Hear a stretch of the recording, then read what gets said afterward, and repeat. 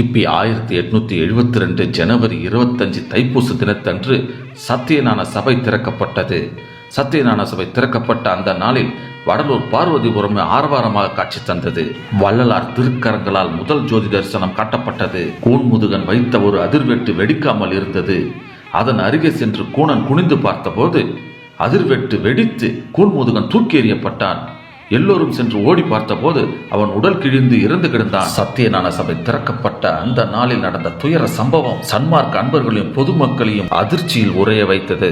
வள்ளலார் செய்தி அறிந்து விரைந்து வடலூர் சத்தியஞான சபைக்கு வந்தார். அங்கே கூணன் உடல் கிடைத்து இருந்த இடத்திற்கு வந்து கூணனை தொட்டு தடவி சில மந்திரங்கள் சொன்னவுடன் உறங்கியவன் எழுந்தவன் போல் கண் திறந்து பார்த்தான். பின் அவனது உடலில் இருந்த கூணெல்லாம் மறைந்து நிமிர்ந்து நேராக நின்றான். வள்ளலார் செத்தவரை எழுப்பிய இந்த அற்புத நிகழ்ச்சி சத்தியஞான சபையிலே நடந்தது.